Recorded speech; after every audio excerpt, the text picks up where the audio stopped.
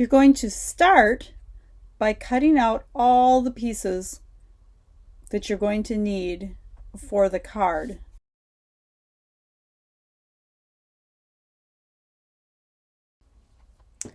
So once you have all of your paper pieces cut, you can go ahead and adhere the designer paper onto your card base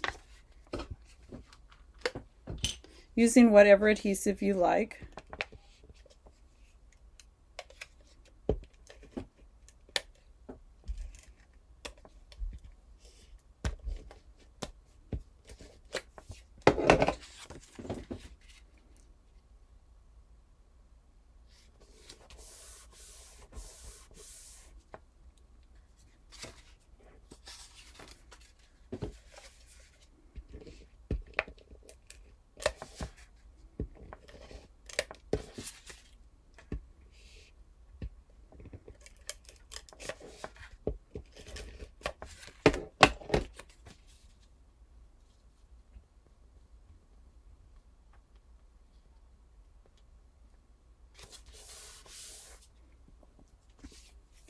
And then you have your 2 pieces that you had cut, your 2-inch squares that you had cut diagonally, and these are just going to fit into the corners on the back piece. And I think I'm going to use some liquid glue on those just so that I can get into the corners easier. And kind of continue leaving your same spacing that you did on your other front pieces.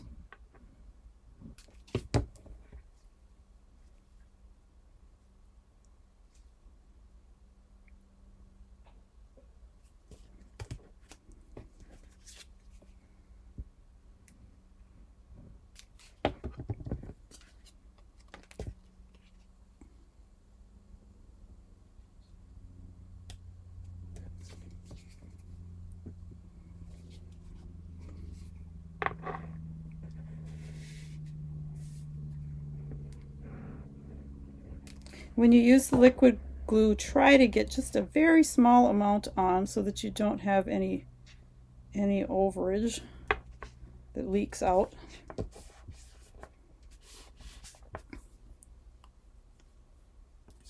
And you can also go ahead and put your big square of cardstock down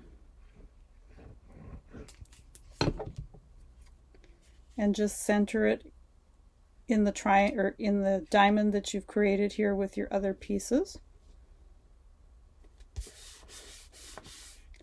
So that's your base. Then you're going to have to do your stamping. And I'm just going to set the base off to the side here for a minute. So when you stamp on your little pieces and your this is a half piece that's going to be your flip-flop part, and also your greeting piece, you need to remember that they're going to be this direction, diamonds, I guess you'd call it, diamond-wise. So then you're just going to pull in your memento ink and go ahead and stamp all your greetings. Now I've done my this little guy is going to be the flippy flap, and he's going to be holding a heart. And he doesn't quite fit, but I just really liked him for this spot.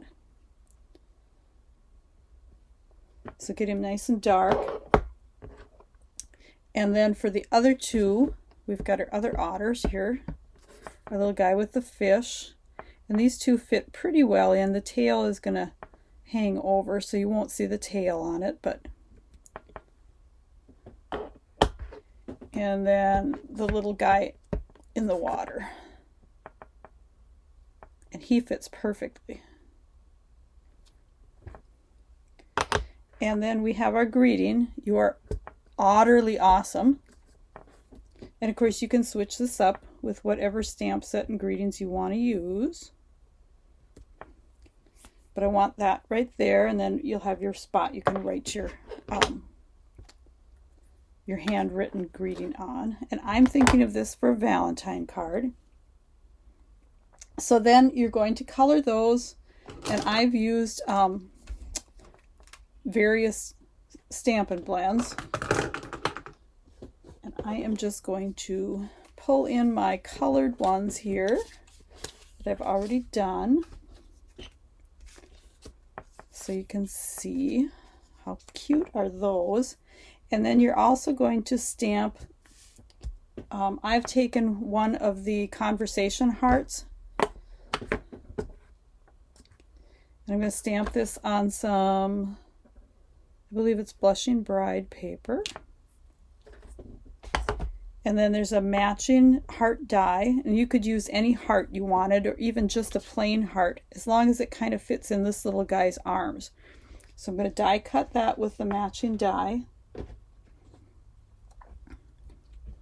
And then this is going to get popped up with a dimensional. And it'll look like he's holding it in his little outstretched arms.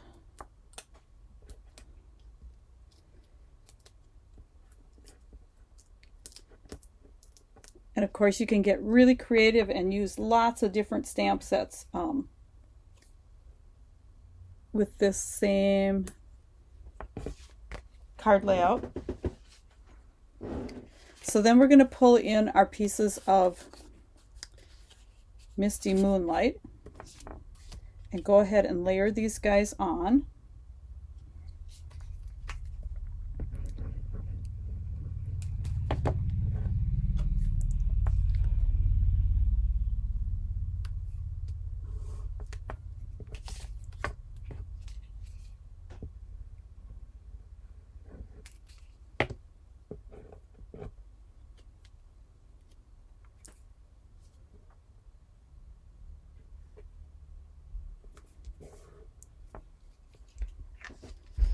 Just a little tip, this is the one that you're going to score and then cut the tip off.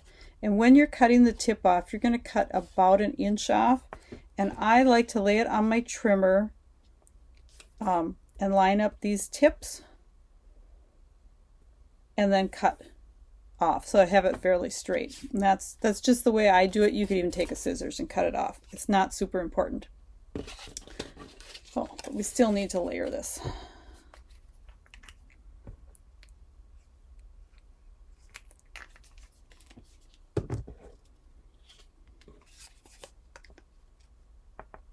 So this little guy, when you layer him, he's going to be right on the score edge, and then you'll have the little space around on the other two sides.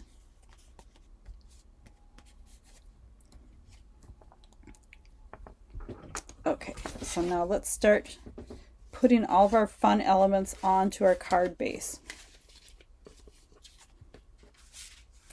And if you looked at the measurements, the card base is a standard card base. So it's 8.5 by 5.5. And then it's scored at 2 1/8 and 4 1/4. And then you fold it so that you have this, that's the fold back part. And then of course we have our pop out part. So now let's just start layering these. And if you thought this was too white, you could take a blending brush and go ahead and add some of your maybe Pool Party or something to it to just tone the white down a little bit, or stamp it on a piece of the DSP that's lighter. But we're just going to layer this one right in here, centering it. And now this is kind of the trickiest one. You can either use liquid glue or use some tear and tape. And I like to put it on, kind of play with whatever you're doing so that it's so that he peeks through. It's a little bit tricky to get your pop-up piece to peek through when the card is closed, because it's kind of nice to have it, you know, like look cute when your card is closed, not just when it's open. So you can kind of see about how much white you have to leave around there.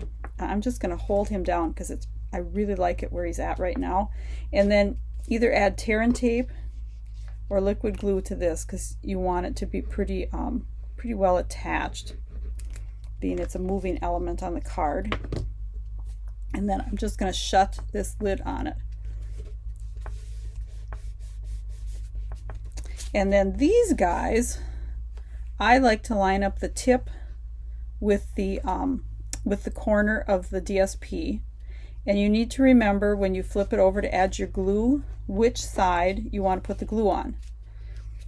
Because you only want the glue on the half that's going to be on the attached to this front piece. And I'm saying this like 3 times because the first card I made, I flipped it over and put the glue the wrong way. And I was watching for it even. It's just unreal how quickly you can lose track of which direction the card or the piece is sitting. So this one too, you're going to line up with that corner so you have a little bit of space in between. And then your little guy in the middle is going to kind of pop up when you open the card.